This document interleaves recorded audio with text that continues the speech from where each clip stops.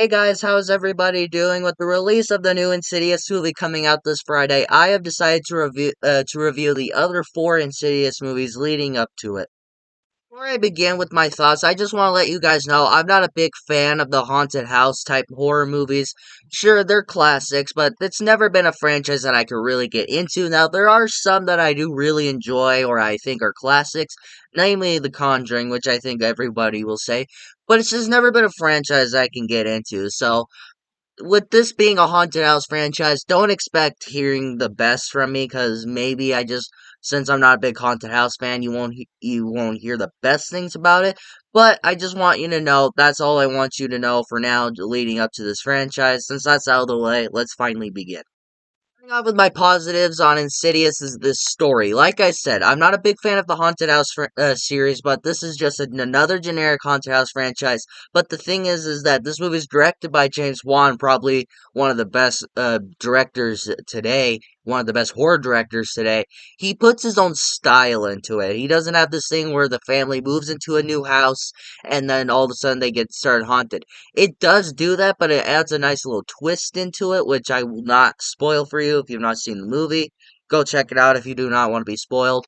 But James Wan adds his own merits to it in a way where he doesn't just do like this whole um haunted house thing that where it's just like another generic haunted house type movie. It doesn't exactly do that, but at the same time, it kind of does it, but at the same time, it adds something to it. James Wan is a great director, and you can tell that he made his own merits to this, and he made this movie his own. And that's why I love James Wan, because he makes his own type of movies. That's why a lot of the movies he's made have become classics. Some, anyways. I think the cast and characters of this movie are pretty good. The standout in this movie is easily Patrick Wilson, who's kind of like become this like big horror name now. Because well, at the same time, he is also in a lot of haunted house movies because he's in the Conjuring movies and the Insidious movies. Strange, and I also like how he's directing the new movie, which is pretty good. I really like this family. They're very likable. Sure, Patrick Wilson's dad at first, he kind of seems like another generic dad where he doesn't believe his wife that their house is haunted and doesn't believe that she's seeing all these things and that basically she's crazy in a way. He kind of seems like that for a while, and he just kind of doesn't want to believe this. But after a while, he becomes more likable throughout. Sure, he's an asshole at first, but when you start to watch this movie more, he starts to become more likable, and you kind of understand where he's coming from. And this family is it's just a lot of fun, where they're just trying to save their kid and all that, and you kind of feel for them. They're all likable, especially Lynn Shay's character, who is kind of like the one lady from Poltergeist, and who can like see like the demons and all that, knows what's going on. She's very likable. I think she's a very interesting character and all that. I think the cast pulls off very great. They give up pretty good performances, especially from the kid actors who we don't see much. I feel that they do pretty good. They do pretty good as for someone who thinks that child actors aren't very great and they need kind of improvement, but at the same time they're only kids. I can't really bash on them too much. But for someone who's not a big kid actor, I feel the kid actors in this movie did a pretty good job, and I cared for their characters, but at the same time, like, there's a baby girl, and then there's like another brother in this movie. I don't know what happened to them. They don't explain it. They kind of just like disappear after they move. But the casting characters, they pull off what they can do. Hell, even Lee Linnell's in here, and he's a writer on this movie. He plays like the other poltergeist expert in this movie. Fucking cool is that? Someone who doesn't really get scared easily. I do think the scares in this movie are decent. They're not horrible, but they're not good. They're not good by any means, but there are some pretty good scares. That is when Patrick Wilson's mom, like when there's like the lipstick demon when she's like describing that she saw him and everything, and then she just goes and she's talking about it, and then all of a sudden it just pops up behind Patrick Wilson's character. She starts freaking out. I feel that's the standout. That's how almost everybody remembers this movie. There are a few good ones. I feel that another one I really liked was when the wife was like kind of upset with the dad and he had to sleep on the couch, but when she was just sleeping on the bed, she saw someone walk by the window and she thought it was her husband. And she says his name, and then all of a sudden he just walks in and like there's no music or anything at first. He just walks in. And I was like, what the fuck? And then he just fucking attacks her. Those are pretty good. I will give you that. That was pretty good. That was a really good one right there. But I'll talk about some of them later. The scares in this movie are pretty decent. They're not bad, but it is better than some scares that we get today with more just loud booms and all that, which again I will get into. The demons, I really like the demons in this movie. You got like that lipstick demon, and then you got that weird wife and the bride in black or whatever the fuck her name is. I think they're pretty cool, especially the lipstick demon when like the scene where he's sharpening his like nails when they go into the further, and you can just see him just sharpening his nails. And that's like a really creepy moment there, and you kind of get to like to see like a full glimpse of him. And I was just sitting there like, so he's a devil? I don't know. Who knows if he's devil? That well, he's called a lipstick demon. Why is he called that? Well, we don't get to see much of her in this movie. We don't know much of her yet. Again, these are all first time watches for me. And with the bride in black or whatever the fuck her name is. We don't get to see much of her, but what we do get to see of her is pretty creepy, especially in the further when Patrick Wilson's character is yelling at her to go away and she's just standing there just holding a candle. I was like, I didn't have nightmares last night. What are you talking about? I didn't have nightmares last night. On to my mixed out aspects of this movie. Now, this isn't a huge mixed out aspect for me, but it's just something. It's kind of like a nitpick in a way. Is exploring the further. Now, I think the further looks pretty cool. It's very interesting. You kind of get to explore it and kind of learn more about it.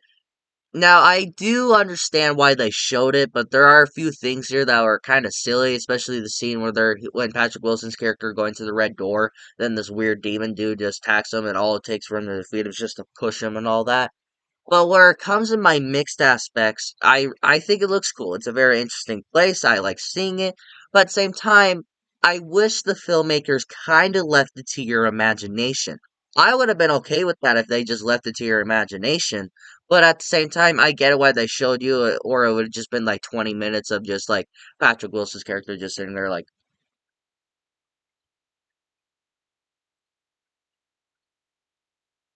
I get it. I understand where it's coming from. I understand why they're doing it, but I really wish they would have just showed. Probably just shouldn't have showed it in my. But at the same time, I enjoy it. Moving on to my negatives. This movie feels way too much like Poltergeist. Now, like I said, I'm not a big haunted house movie fan, but there are a few haunted house movies that I do like, especially Poltergeist. That's probably my favorite, up there Conjuring 2. But this movie just feels way too much like it. I would say it's beat for beat, but I also wouldn't say that. Where you got a family, they move to a new house, becomes haunted. When they move again, it's haunted, so that they call experts so they can get rid of them. And then one of the family members has to go look for the kid that's been taken and all that. And in the end, they have a big but in the end, it's just a poltergeist movie. If anything, I feel that they wrote this movie to kind of be a poltergeist movie and kind of make it its own thing in a way. But at the same time, they couldn't get the rights to it, so they just kind of wrote down new scenes and then just slapped Insidious on it. Now, I don't feel that's a huge thing that holds it back for me, but it's just something when I was watching, I'm like, so the movie's Poltergeist? That's all I got. I am not lying. That's all I got from this movie. I don't know why. Maybe because I love Poltergeist and that's a movie I rewatch a lot. But yeah, that's all I got from this movie. This is the big one. This is something I was talking about earlier with the scares, but this is like my main negative. Is the loud booms jump scare. That's something I've grown tired about. That's all jump scares are in movies today. It's just how loud of a boom can we do to scare the audience? It's not scary. It's loud and it's fucking obnoxious. If anything, you spoil the jump scare. I've actually seen movies where they play the boom before the jump scare even happens. Like, fuck was that? Literally in this movie, when a jump scare is about to happen, they play like these weird like music cues, like you knew it was about to happen. Like, oh, here comes the jump scare. Boom! Oh no, don't. Oh no, scary. Ooh. That's something I've grown tired about these movies today. Where horror movies today, it's just about how loud of a boom can we do to make someone scared. It's not scary. It's just loud. If you find that scary, then you're a fucking wuss. I'm just gonna say you're a wuss if you think that's scary.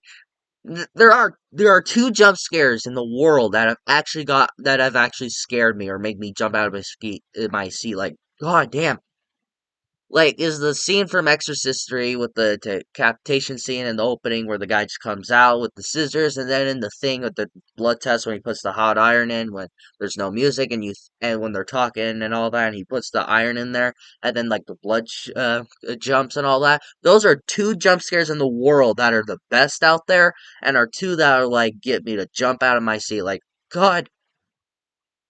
But apparently, these movies are going to be about loud booms. How scared can we make the audience with a loud boom? It's not scary.